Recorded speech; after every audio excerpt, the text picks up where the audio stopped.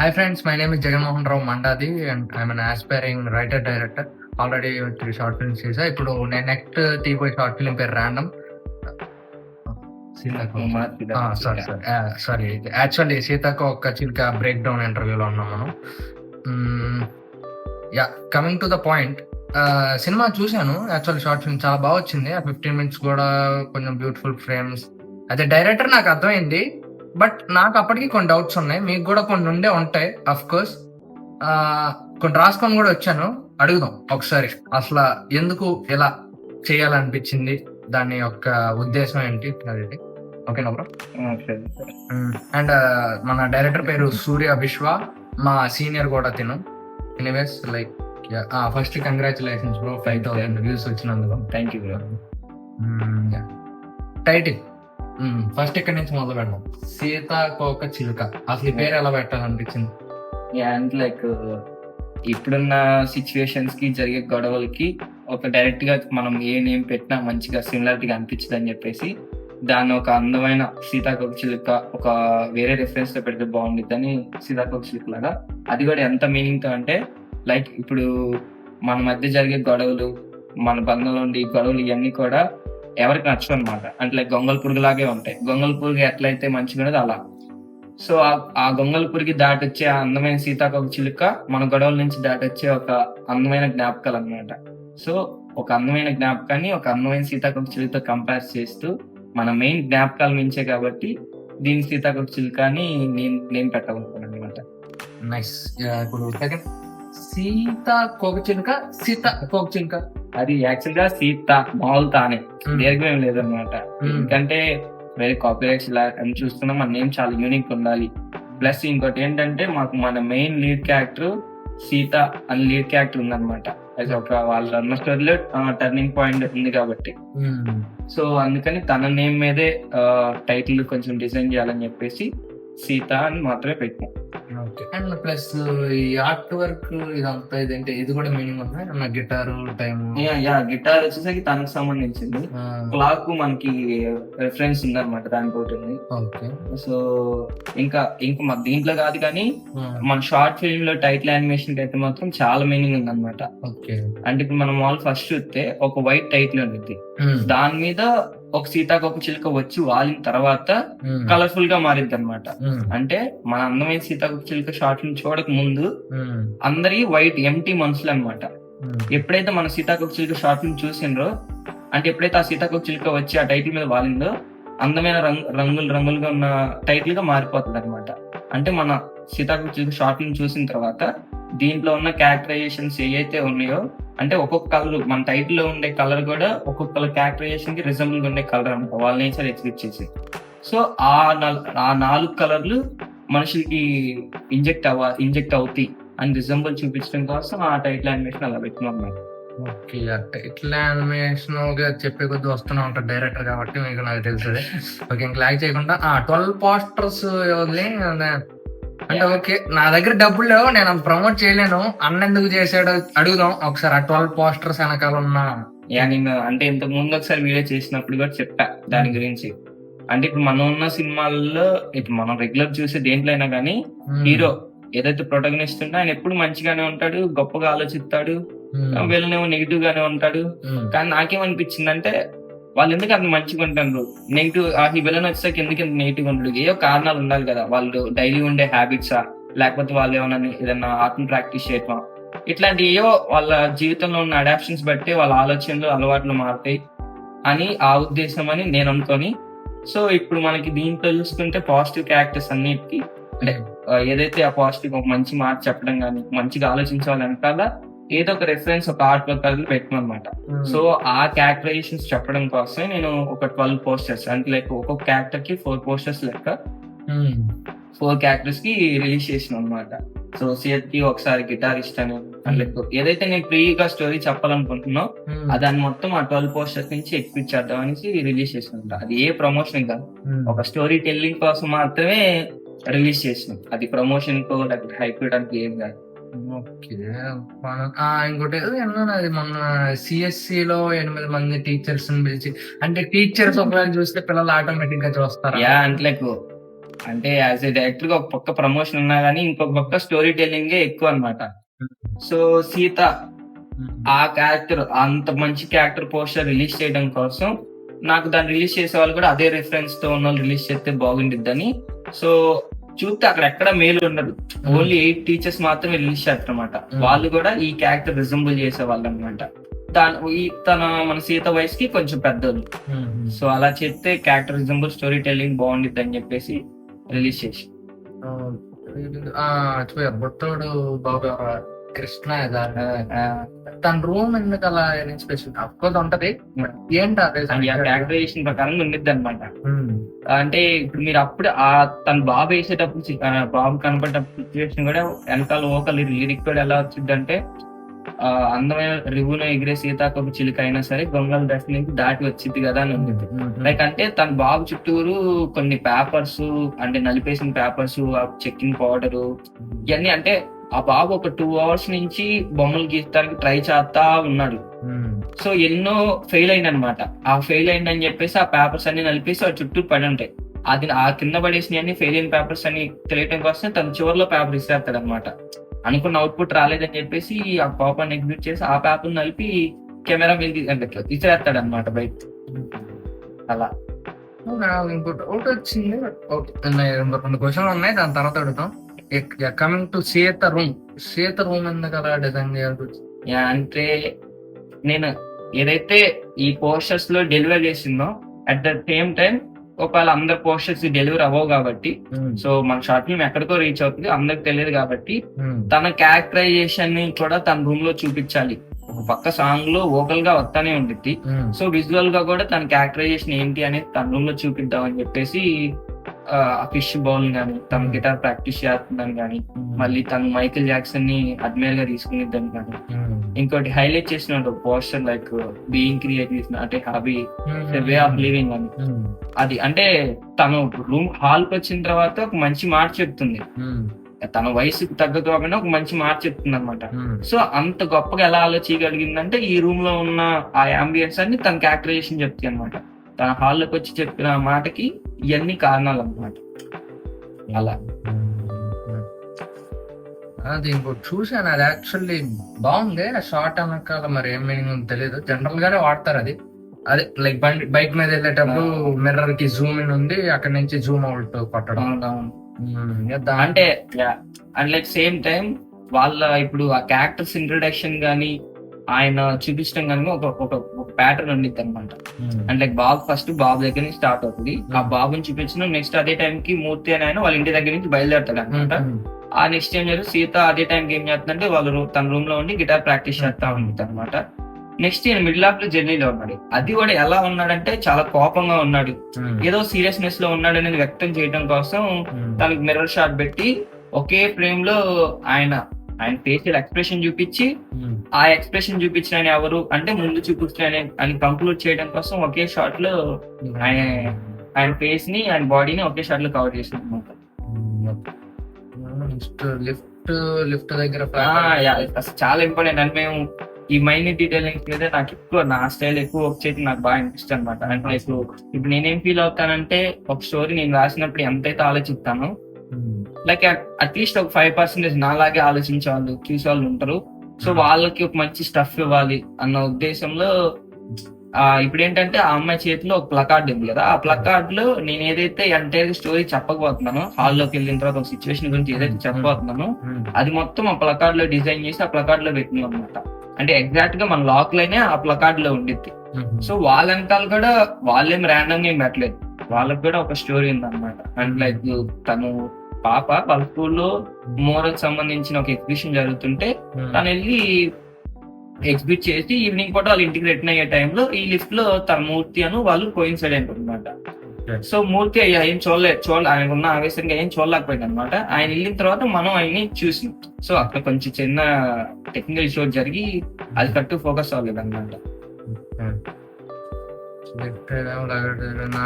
News paper అది వచ్చింది okay, మీరు దాని పక్కన ఏదో పెట్టుంటారు, బట్ సాక్షి ఎందుకు, ఈనాడు ఎందుకు కావాలి?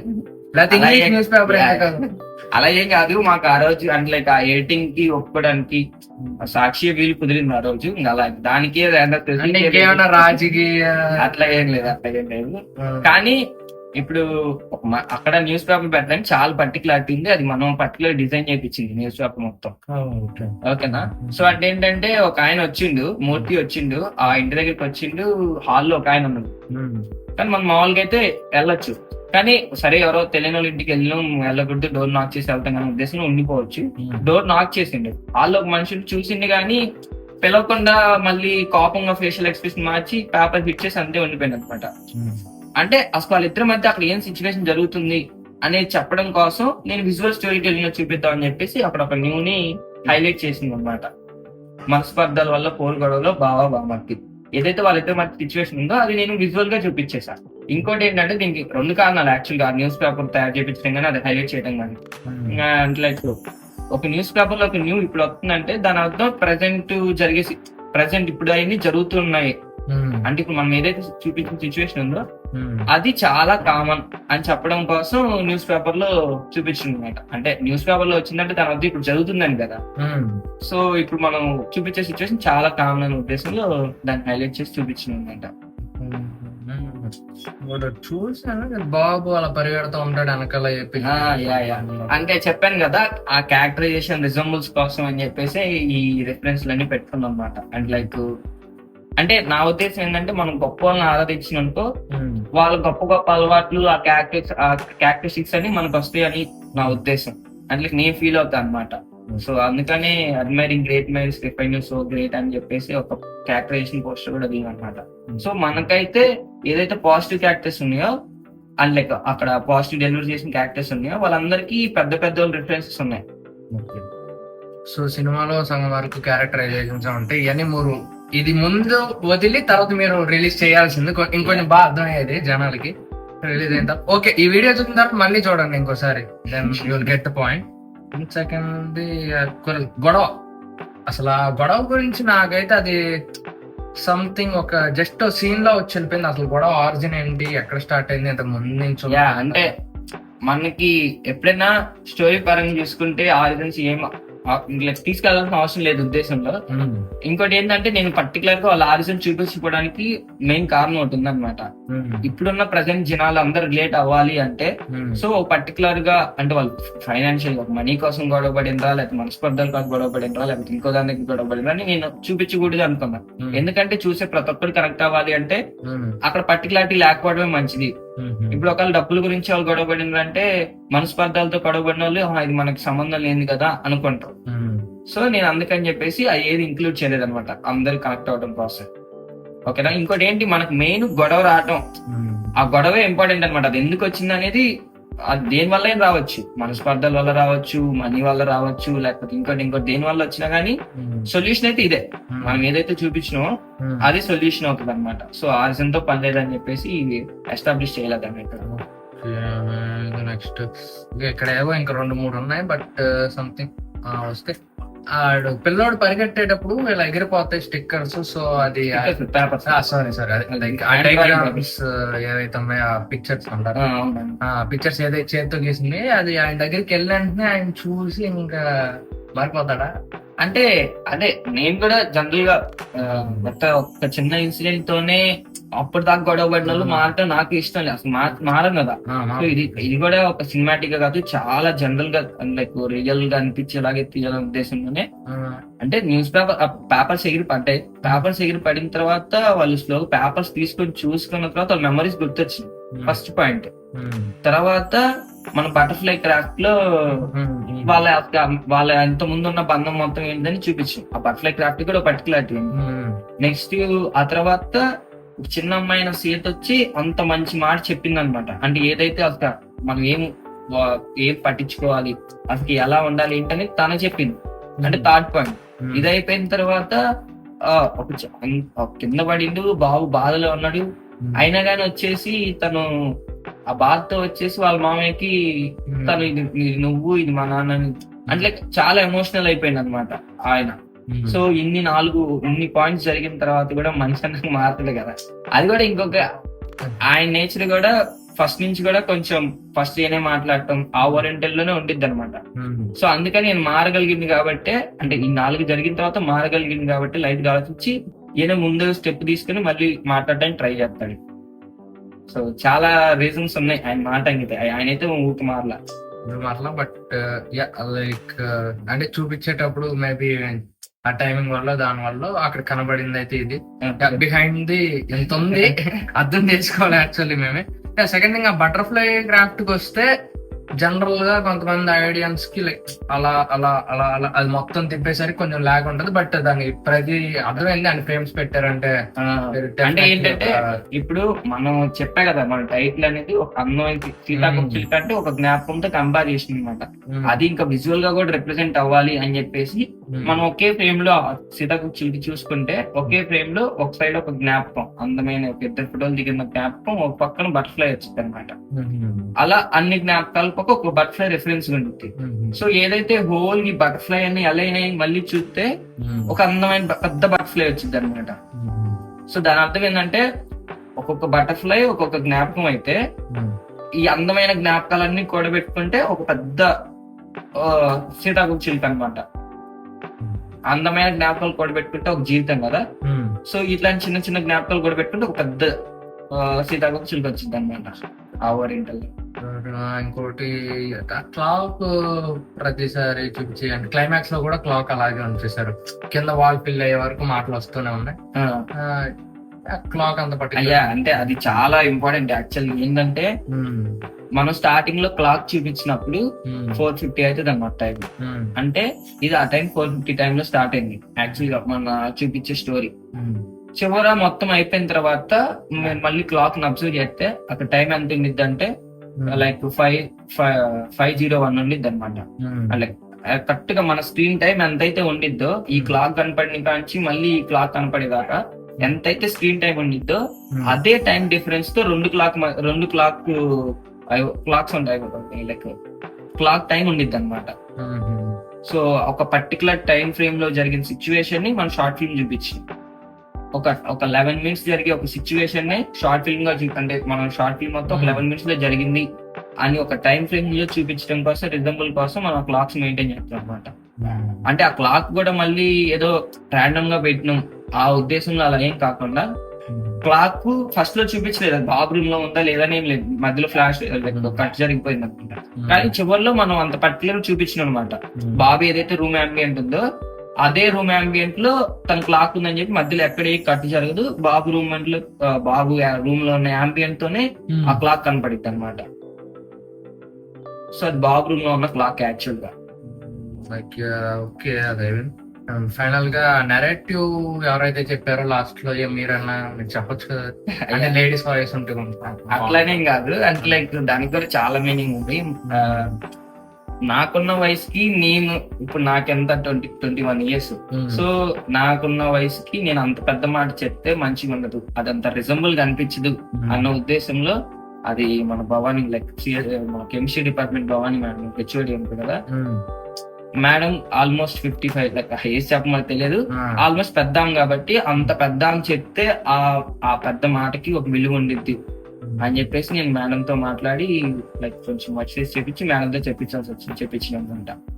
అంటే అక్కడ మనకి ఆ వైట్ వాల్ మీద పడే లెటర్స్ కూడా గోల్డ్ కలర్ లోనే పెట్టినాం. దానికి అంటే ఆ కలర్ చూస్ చేసుకోవడానికి కూడా చాలా మీనింగ్ ఉంది అనమాట. అంటే లైక్ బంగారపు మాట, చెప్పే ప్రతి మాట మనం వినే మాట ఉండేది కదా మెసేజ్, అదొక బంగారపు మాట అనిపించాలి అన్న ఉద్దేశంలో కలర్ కూడా గోల్డ్ పెట్టాం అనమాట.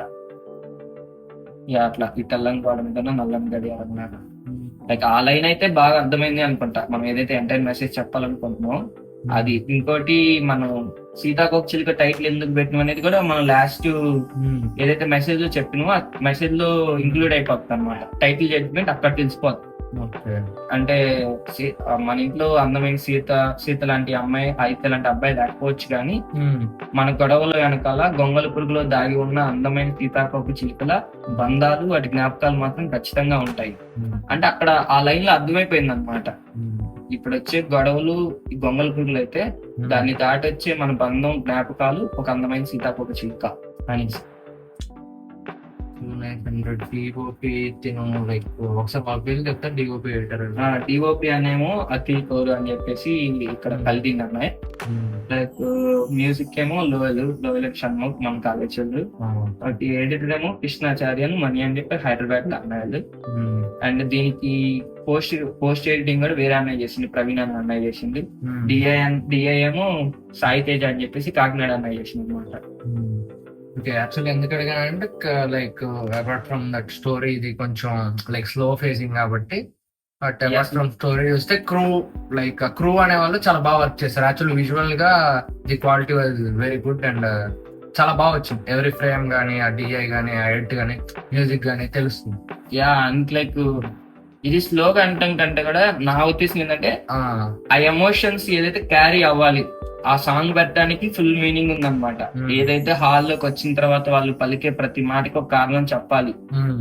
లైక్ ఏదో వచ్చేసి ఒక మాట చెప్పేస్తే అయిపోతుంది, కానీ నాకు అట్లా అంటే అమ్మాయి మంచి చెప్తుంది కదా, ఆ మంచిని మనం అడాప్ట్ చేసుకోవాలంటే అసలు మన జీవితంలో మనం ఇంకల్టివేట్ చేసుకోవాల్సిన ఏంటి అని చూపించడం కోసమే మనం ఫస్ట్ ఉన్న 2 minutes సాంగ్ పెట్టి అవన్నీ చేయడానికి అయితే ఉందన్నమాట.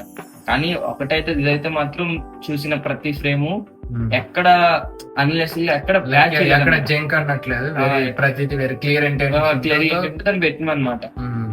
ఏ మైన్యూట్ డీటెయిలింగ్ అయినా కానీ అనుకుంటేనే అక్కడ జరిగింది. ఇంకా డౌట్స్ అయిపోయినాయి, నాకైతే అయిపోయినాయి. మీకు ఏమైనా ఉంటే మీరు కామెంట్స్ లో పెట్టండి కన్ఫర్మ్ గా. ఎనీవేస్ లైక్ ఇంకోటి కూడా లైక్ నీకు కూడా all the best like short film రావడం. ఓకేనా, అది కూడా బాగా రీచ్ అవ్వాలి, అందరికి రీచ్ అయ్యి మంచి సక్సెస్ తీసుకోవాలని కోరుకుంటున్నాను. ఓకేనా, and that's all for the సీతాకోక చిలుక. అయితే బాగానే రీచ్ వచ్చింది, ఒక 3 days లోనే 5K వ్యూస్ వచ్చినాయి. మెయిన్ థింగ్ ఎంత ఖర్చు ఖర్చు అంటే అది లైక్ 60K దాకా అయింది. సో 15 minutes కి 60K లైక్ చాలా ఎక్కువ అని చెప్పాలి. బట్ ఇంకా వ్యూస్ పెరుగుతూ ఉంటే ఎంత ఖర్చు అయినా సరే కొంచెం హ్యాపీగా ఉంటది. That's all for today. Signing off Surya Vishwa and Jaganmohan Rao Mandal. Okay, thank you.